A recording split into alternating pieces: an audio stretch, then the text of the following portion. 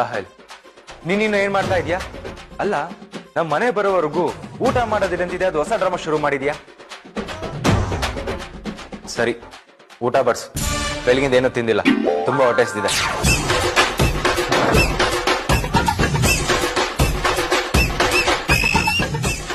What?